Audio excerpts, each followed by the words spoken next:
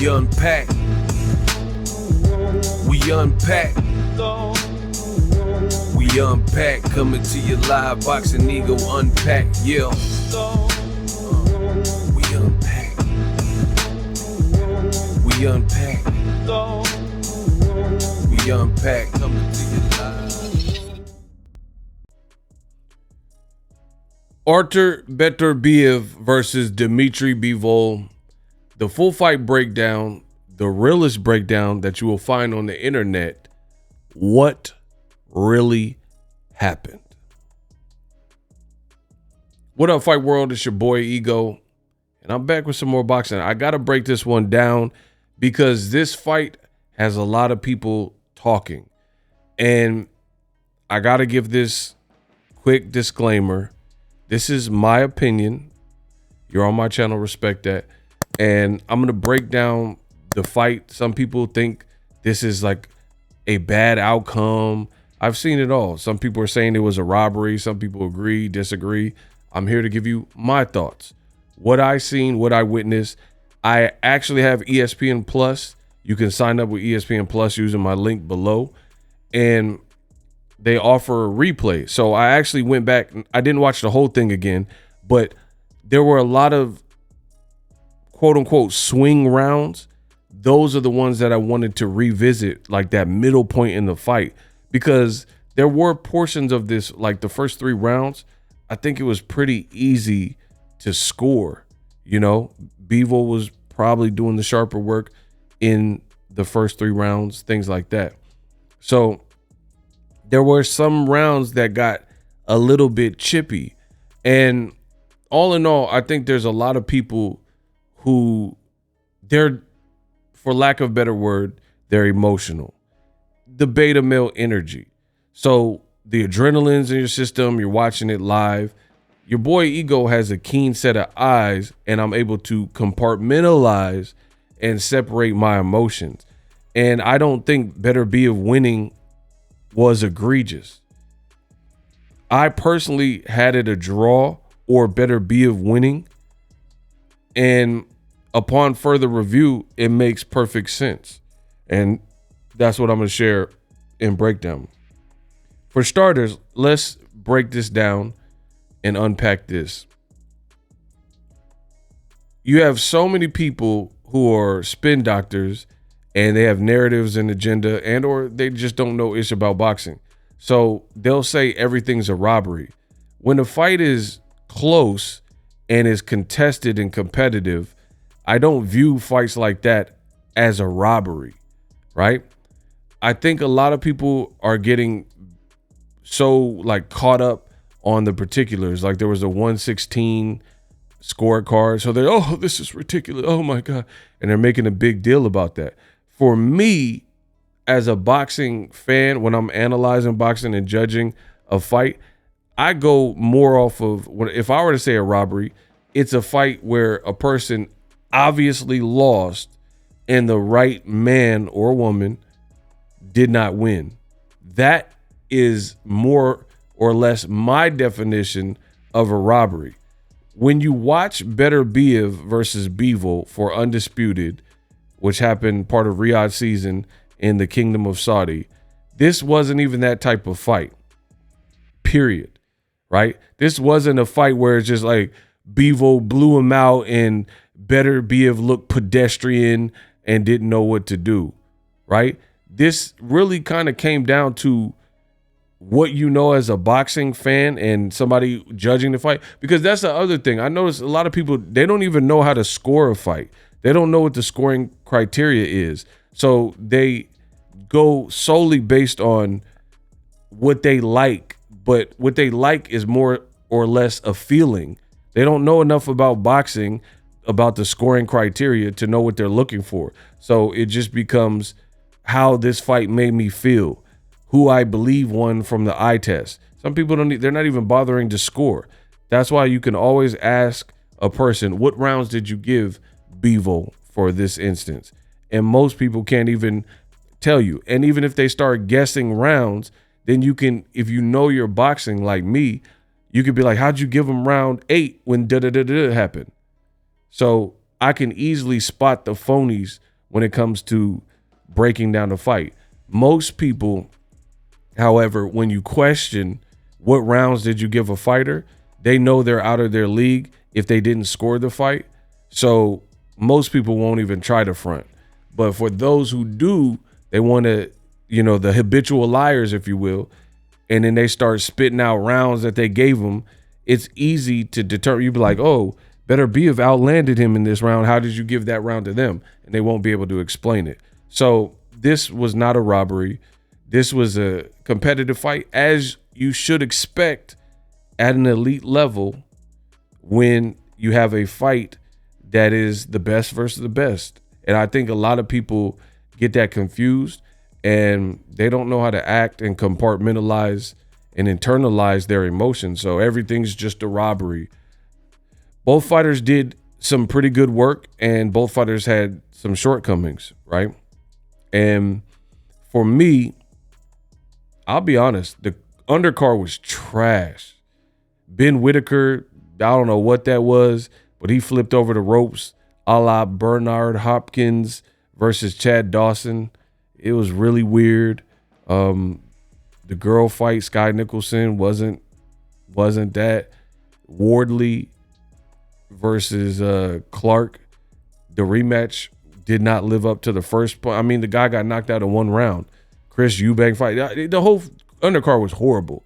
For me, by far the best fight was clearly the main event, so that was at least good. But I will say this before I start destroying y'all with the facts and breaking down this fight, is this particular fight, I will say overall, I was a bit underwhelmed. Like what I had expectation. I know you shouldn't have expectations, I guess, but what I thought in my mind this fight would be, either way, it's not like because of who won or I had a dog in a race or horse in a race. It's none of that. I just expected more from Beterbiev in spots, and I expected more from Bivol. You know what I mean? And I expected more for, like, either way. Like, there were no knockdowns, anything crazy. I expected a bit more. It was just a real technical fight. Both guys were kind of apprehensive. It kind of put me in the mindset of Crawford Madrimov. Same kind of thing, where it's like you got two high-level tactical operators. Nobody's really willing to make a mistake. When a person starts to gain some steam, then the other person is aware of that. So they're not trying to, get dropped or knocked out. So they start fighting a certain way. And then it's just like kind of a seesaw battle. And that's what I kind of felt in this particular fight with Beterbiev and Bivol. So let's jump inside the lab and break down this undisputed fight. Beterbiev versus Bivol. Now, this was a pivotal moment that I noticed in the fight that I thought was very foolish by Bivol. Round 7, 1 minute and 2 seconds on the clock. To this point, Bivol had been boxing very well, and he landed a big shot almost at the 1 minute mark versus Artur Beterbiev. That kind of snapped his head back. Even the ESPN commentators made a big deal about this punch in this sequence, right? They're like, oh, he's hurt, blah, blah, blah, right? So this was a turning point and a defining moment in the fight. You see the 1 minute mark, Bivol, sensing his man he believes is like badly hurt or something, he jumps on Beterbiev, a guy with a 100% knockout ratio, and he tries to pour it on him. Mind you, Dmitry Bivol really isn't the biggest puncher. Canelo is smaller, he couldn't knock him out, and he did knock out Zurdo Ramirez, who's big, but he has no defense, things like that. So whatever went through his mind, Bivol decides to lay it on and pour it on thick. You look at Beterbiev right there, and I know it's just a screen grab, but he looks clear-headed. He doesn't look like he's turning away or he's glazed in the eyes, anything like that. But for whatever reason, Bivol keeps trying to press on him. Right now, we're at the 58-second mark. Beterbiev smartly shells up, and he gets pushed back to the ropes. I think this reaction, I guess Bivol thought he was badly hurt by he's shelling up. And watch what happens next. Bivol pushes him back. Watch this though. Boom. Beterbiev responded with a counter shot just like that. And watch, now you see Bivol immediately start backing up. What answers does... That was by far one of the stupidest moves that we've seen at an elite level for such a high stakes fight. And it all happened super quick. If you guys remember when I started the clip, it was about 1 minute and 1 second remaining. 10 seconds later, you're at 51 seconds and Bivol got clapped with the shot, and now he starts backing up for the remainder. The final, I promise you, the clip is on my Twitter, so you guys can watch it. I can't show it here for copyright reasons, but for the remainder of the round, it's the Beterbiev show, and he's teeing off, picking his spots and landing shots on Bivol. And I kid you not, the remainder, the last minute of this fight, you'll see the timestamps, is Beterbiev walking Bivol down, chasing him and hitting him. And I'm not even being funny, he threw less than 3 punches during this whole last minute, which to me definitely indicates that Bivol was hurt because he got greedy and he started getting punched up by Beterbiev, who is an immense puncher. So there's no way you could give this round to Dmitry Bivol. So basically what I'm saying is Bivol's eagerness to jump on Beterbiev and try to force like a knockdown or a stoppage came back to bite him.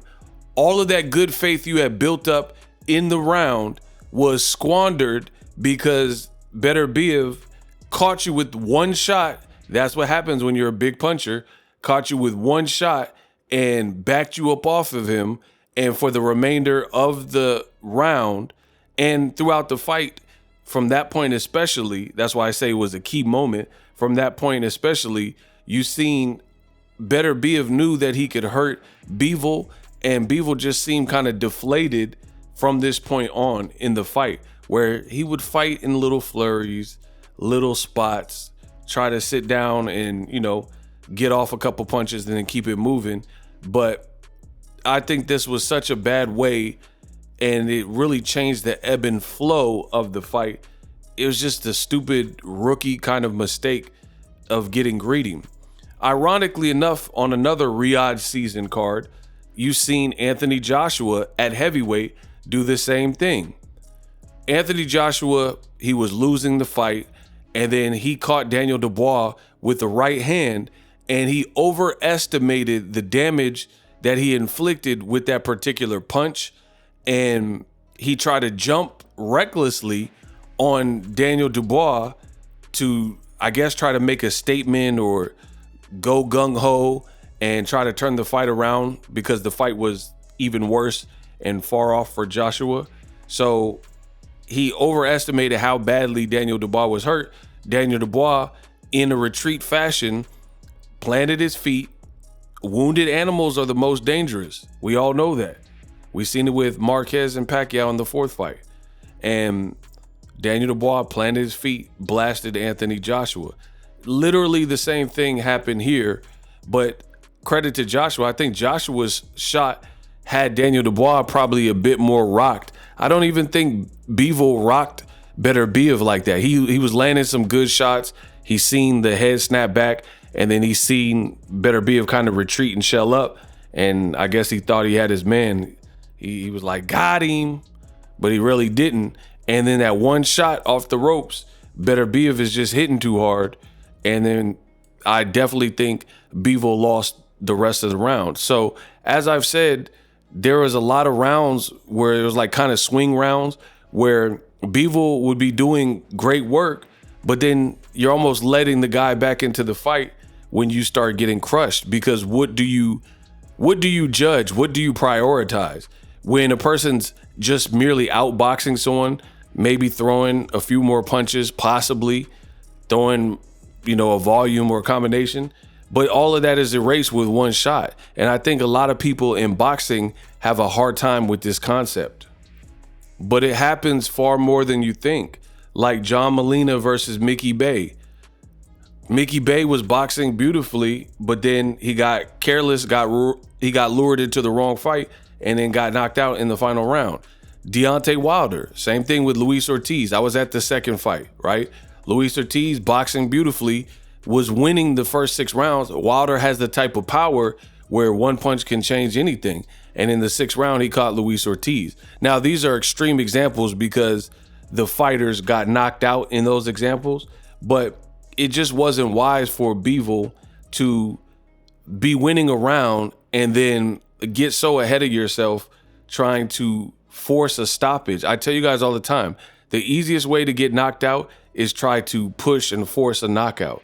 And I don't know what Bivol was thinking. And I literally tweeted this.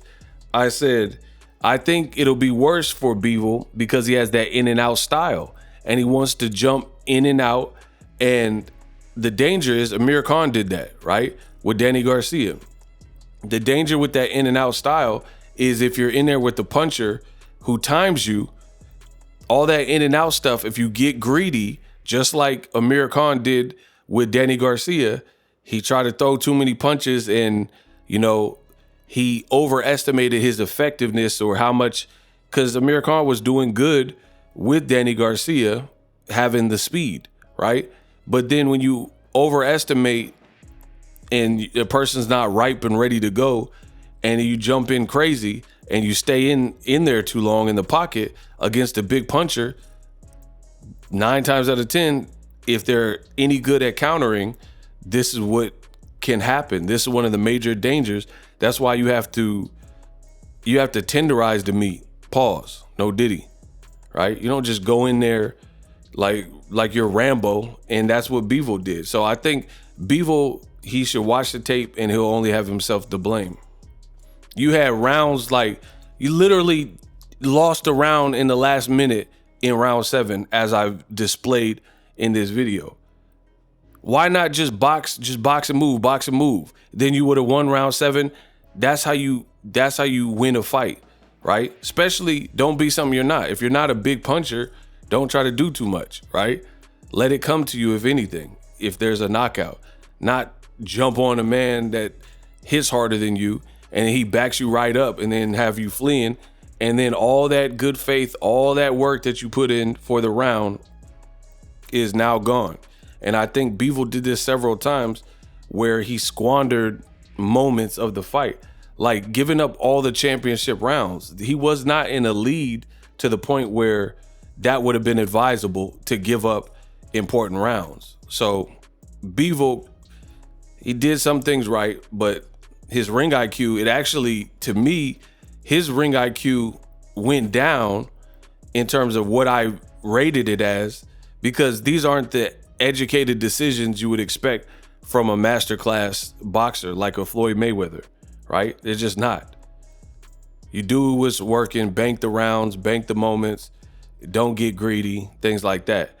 I don't know if it was because it was Russian versus Russian or the pressure, undisputed. I don't know. I can't speak for Bivol, but I thought that was such a rookie mistake.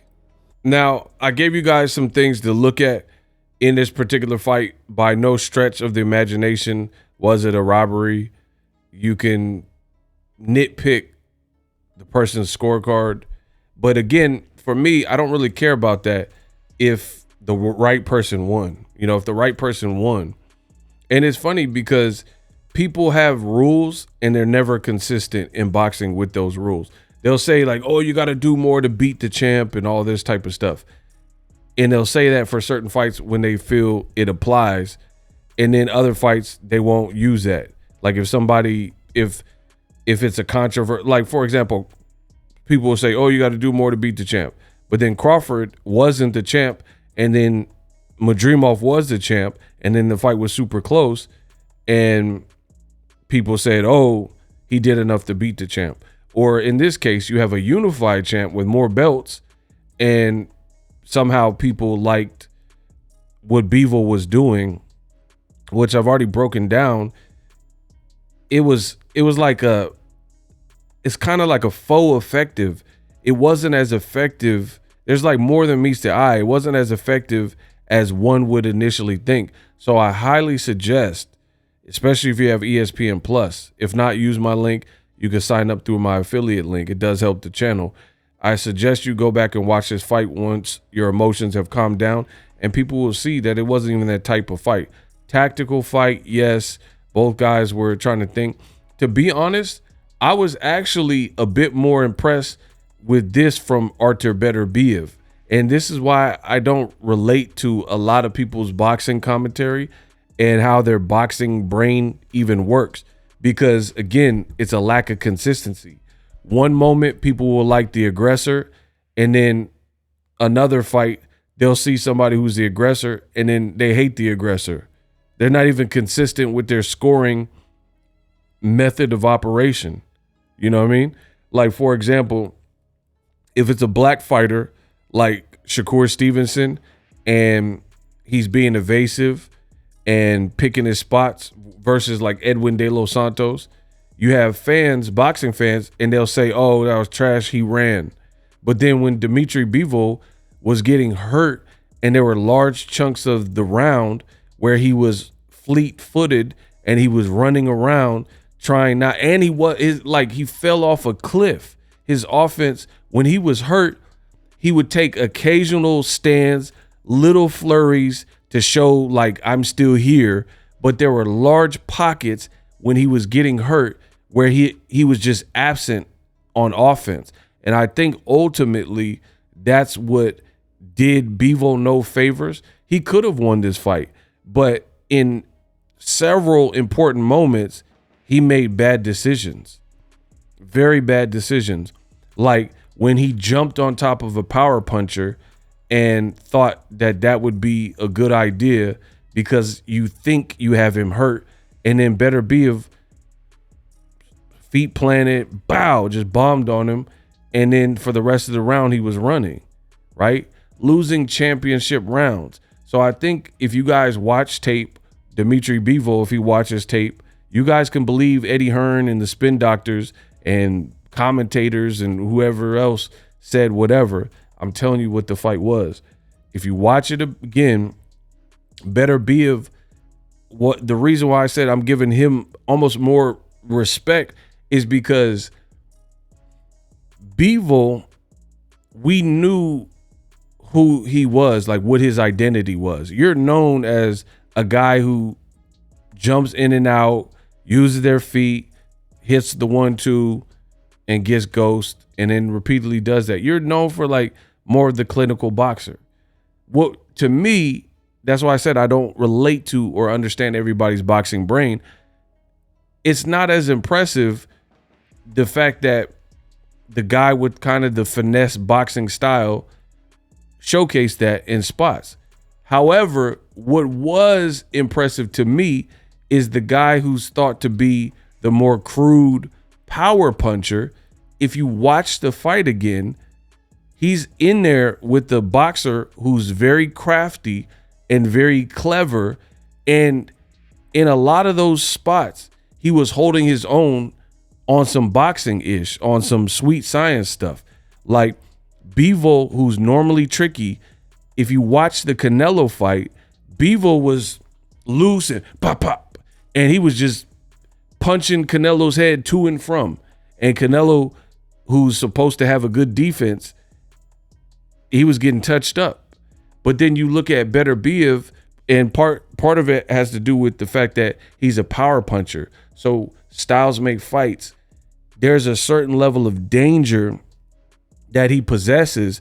So a person with that ambush 1-2 jump in and out style, they have to think twice before they do it. If you guys remember, Bivol did interviews after the Canelo fight, and he said that Canelo's punches, he didn't really hit that hard. Canelo's power never really bothered him. He said, if anything, Canelo was punching him in his arm and like trying to give him a dead arm and bruise his arm, right? That's not what he said about Artur Beterbiev. Versus Beterbiev, he said this muff is hitting hard. And You didn't have to tell me that. I could see it in the fight that he was hitting you hard. And that's the difference between me and y'all when it comes to this. Some of you guys are more impressed with LeBron James being 6'8", being a dominant player, but I'm cut from a different cloth. To me, although, LeBron's a great athlete, he's 6'8", and he's big and muscular, so I would kind of expect him to be explosive. You look at his build and how he takes care of his body and stuff, and look at his frame, that, he does impressive things, but you kind of would expect that. Multi-million-dollar athlete, and he got the frame to do it. For me, I'm from a different cloth. What's impressive to me, or even more impressive, is AI, Allen Iverson, being his height and being a dominant player and having these big guys fear him, and he's not that big, right? Would you be more impressed with seeing Shaquille O'Neal dunk or Muggsy Bogues or Spud Webb? You see what I'm saying? So for me, in this Bivol fight, Bivol, he kind of participated exactly how I expected him to. So it really was no shocks or surprises there.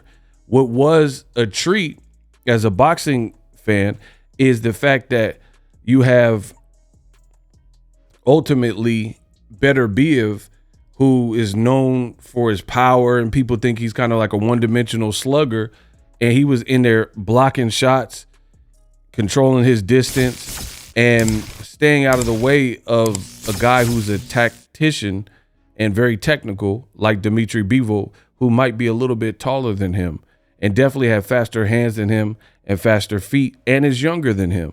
So I see a lot of this Bivol glazing, and to me, I think Beterbiev, he deserves a lot more respect for him not even supposed to be like the boxer, and he was in there boxing, and it had an effect. So to me, I think Bivol had opportunities and he squandered them.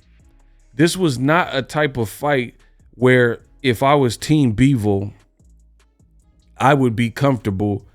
We can give up any rounds. In the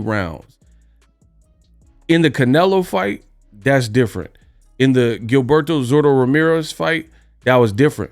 Both of those fights, Bivol was in total control by the midway point. So he could really have afforded to, not necessarily with Canelo, because Canelo Alvarez is like a media darling, so you never know if the judges are going to try to cheat. But, if it was fair judging, he was so up in those fights, you can coast it a little bit, right? This Beterbiev fight was not that type of fight where you should be comfortable. And I kid you not, Bivol gave up all of the championship rounds. And then again, he had that round 7 where he was clearly winning the round, and he thought he struck gold and hurt Beterbiev and tried to jump on him.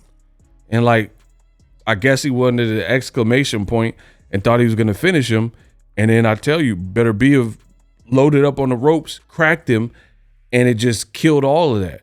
And then for virtually the next minute, as I've showed you guys, Bivol was just lifeless.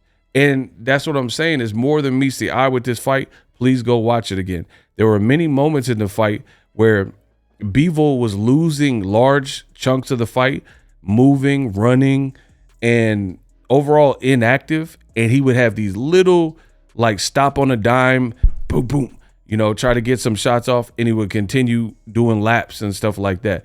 That didn't do him any favors. You also have to look at the judges, the perspective and the perception of what you're doing. When you're doing pretty well, but you're not really forcing Beterbiev back, you're not deterring him enough, and then he's coming forward, you're landing a couple cool shots, and then he starts bullying you towards the end of the round, it just doesn't look good. And some of you guys need to go to boxing school to learn how to actually effectively judge a fight. All these people crying and screaming in the comment section, robbery. Some people are saying, oh, this is the biggest robbery in boxing history. Anybody who is saying that, I don't even really want you on my channel, because it is very clear that you're ignorant to the sport of boxing if you truly believe that Beterbiev Bivol is a top robbery in the history of the sport of boxing. That lets me know everything I need to know, and you're not really willing to learn. You know, you think you know everything, and you clearly don't. You know, I could think of several: Pernell Whitaker, Julio Cesar Chavez. Even recently, you had Robson Conceição and Oshaki Foster, right? You had Mikhail Fox versus the Maestre dude, Gabriel Maestre. Like, these are like true robberies where not only was it a robbery, the wrong person won, right? And even, I would say, Canelo versus Triple G part 1. I thought Triple G won that fight, right? So I could do this all day and think of much more egregious fights. This was a winnable fight for Bivol, and he dropped the ball. In an undisputed fight against a unified guy with power, you just made weird choices, and that's ultimately why I think that a draw would be in order, or a Beterbiev victory by a small margin. And it's easy for people to say all that radical stuff and rah, oh, ego, you're crazy. Am I? What's really crazy about what I'm saying? You're the one that's all worked up and cussing and calling people names and saying you're stupid and you don't know stuff about boxing. I'm just telling you what I saw in the fight. That's the difference. So you can believe me, or you can believe these commentators who they were gassing up everything Bivol was doing. And I'm telling you, go watch it again. There were a lot of moments where it looked nice. You know what I mean? It's like a cubic zirconian looks like a diamond until you actually get the jewelry magnifying glass and stuff and see the imperfections. You see it's cloudy, blah, blah, blah, right? And there's things in life where even people in the desert, they start seeing mirages and stuff. I don't know what's going on, if it's an optical illusion, but I think Bivol has a type of style where fast-footed, fast hand. So people are just giving him credit without actually analyzing, is that landing? Like, he's throwing flurries, but it's being caught on the gloves, and it's not really having an effect on Beterbiev. And I can ask you a few questions. One of those questions is this: if you really thought this was Bivol all the way, Beterbiev, because I'm seeing people say it was like a 10-2 fight and all kinds of craziness, right? Here's a question for you. If you believe it was 10-2 and Bivol won with that type of margin, which is, it's insane to even respond to, but I'm just going with the extremity of some of the comments that people are leaving. If you truly thought it was the 10-2 type of fight, then you should, one, be pushing for the rematch, because it should be easy work. And if you thought Bivol put on that type of masterclass, answer this question. Did Bivol do better in the first half of the fight or the second half of the fight? That's it. Just answer that question. Because if it's a true masterclass, we'll use Floyd Mayweather. He has put on true masterclasses. And I'll tell you this, every Floyd fight that people label a masterclass, as the rounds wore on, Floyd got nicer and sharper and tighter, right? Even Shane Mosley, he got clipped in round 2, and then he won every single subsequent round from 3 on to 12. And then he started getting sharper and sharper and landing vicious rights and lefts on Shane Mosley. And he said, shut up, Shane, fight, stuff like that. Or the Canelo fight. Watch it again. As the fight wore on, Floyd started to peak and crescendo, right? And pull away and show separation. How, if Bivol did so great, like you guys are saying, then how did he get worse and start getting hurt and fall off a cliff with this offense and lose all the championship rounds? That is not what happens in a masterclass performance. A masterclass performance, you're like, this guy I felt his power. I landed the necessary shots to slow him down. I'm breaking him down mentally, and you start to pull away and show separation. It's literally the opposite of what happened. Bivol did better in the front half of the fight and then fell off a cliff in the second half of the fight, which proves there's no 10-2. How do you do a 10-2, but then you start doing worse? How's it 10-2 when he lost the last 3 rounds? Just given that, that's already more than a 10-2. So you can believe me. You can believe whatever boxing analyst is saying, whatever. I'm telling you what I saw. This was, and I'm not saying that like Bivol didn't do anything good, but I think the good that Bivol did is grossly being overstated. He was not fighting full 3-minute rounds. He was in survival mode for some of those rounds. And then what he would do is try to quietly steal the rounds at the end of the round in the last 15 seconds. No. That's like that.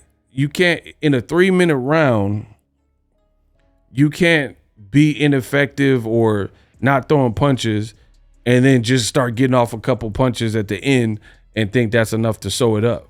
I don't know why that would even be the game plan. The other thing is, think about what I am telling you. If you have an opponent, I'm just making up numbers. We're just spitballing this. Subscribe to the channel. I'm the best in the business, and it's not even close. Let's say, just made up numbers for the sake of argument. Let's say Bivol landed 30 shots, but they're 30 pit-pat amateur kind of style shots, right? Most of them. And then he rolls out moves. Boom, boom. 30 shots. Then you have a guy like Beterbiev. Let's say he lands less than half of that, 14. He lands 14, but them 14, although fewer in number, are having a more significant effect on Bivol to the point where he's hurting and he's in retreat mode. Do you give it to the guy who had more volume, or do you give it to the guy who has more impactful, menacing shots, albeit it could be fewer, right? This is one of the age-old conversations that some people are confused of in boxing when it comes to scoring. Like Tim Bradley. Let's say Tim Bradley outlanded Ruslan Provodnikov, right? People were saying, oh, he lost the fight, right? Tim Bradley, he threw more than Pacquiao. He threw more than Ruslan Provodnikov, I'm sure, in some rounds, but it was Pacquiao throwing fewer and doing flurries and stuff like that, and he was hurting Bradley and had him breaking his ankle in the first fight and rolling around and all that type of stuff, right? Same thing with the Ruslan Provodnikov fight. So again, it makes it harder and harder to decipher for some people in fights like that. Is like, what do you value more? Are you putting more precedence on the volume? Because to me, that's kind of like amateur scoring. You're going off of this guy's landing a bunch of punches and they're just trying to keep you off punches, or a guy who's landing fewer punches and it's all having an effect on him. You see what I'm saying? And I think there are many moments like that. And then in addition, like I said, with the flurries from Bivol, there was a lot of flurries that probably look good on camera. You know, it looked like boop, boop, boop, boop, like Bivol was doing a bunch of stuff. But how many of those shots were really, truly landing?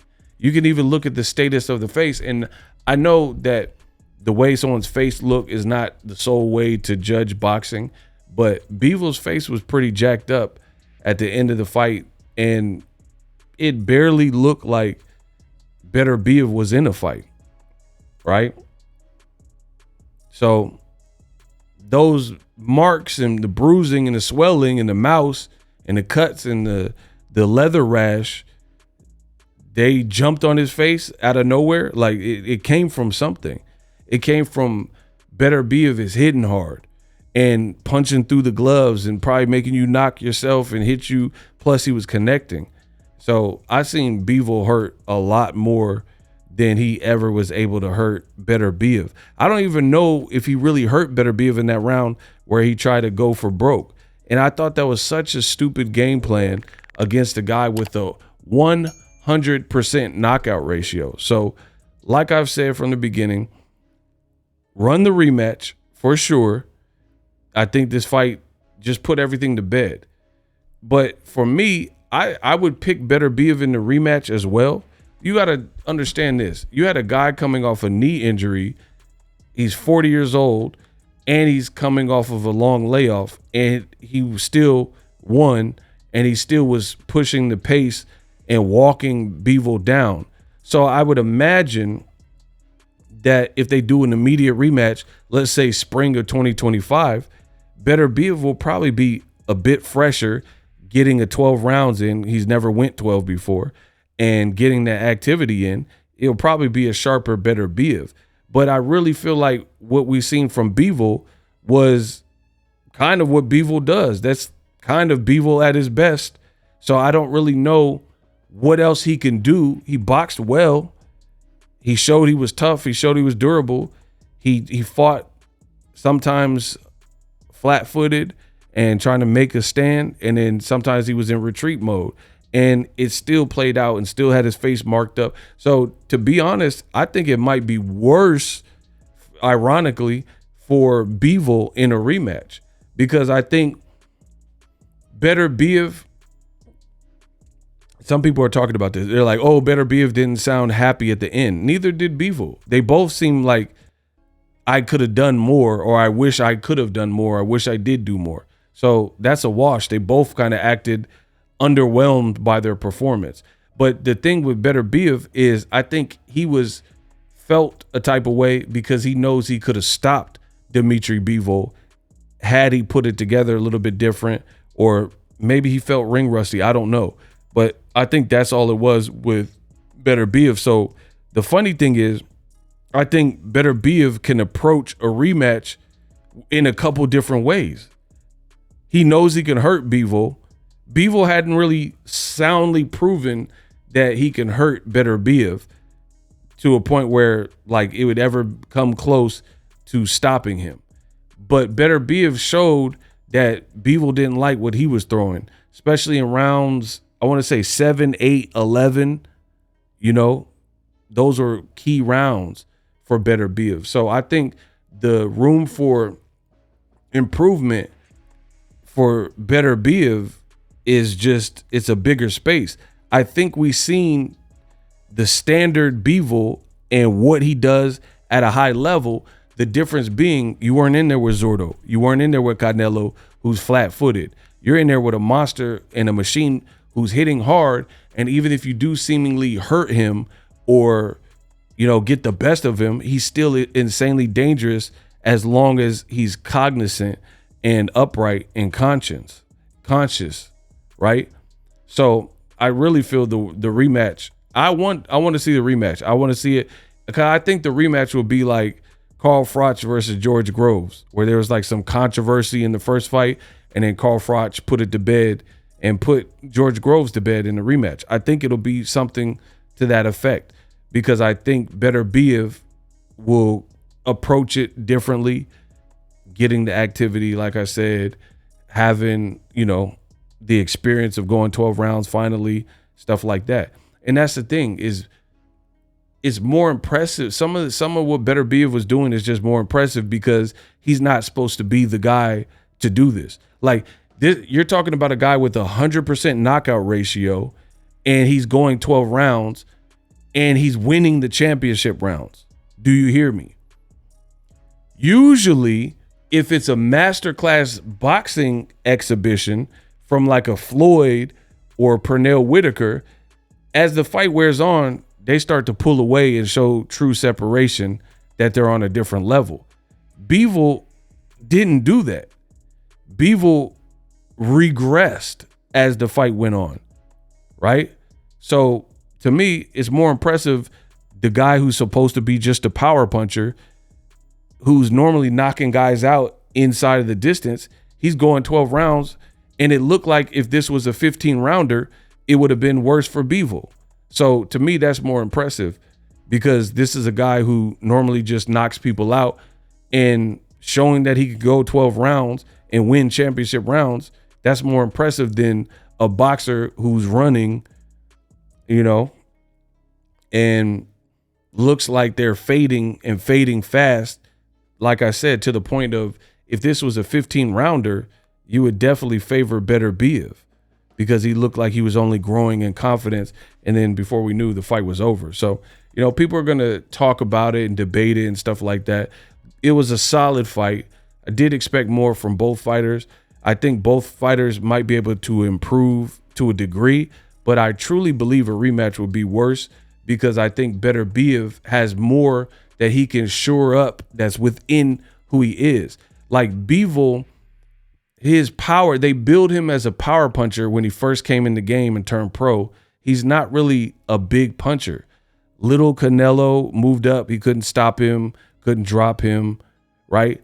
If Canelo fought Beterbiev, I truly believe Canelo would be in bad shape. He would probably get stopped. At the very least, he would get dropped. So Bivol's not going to grow power overnight. He landed some flush shots.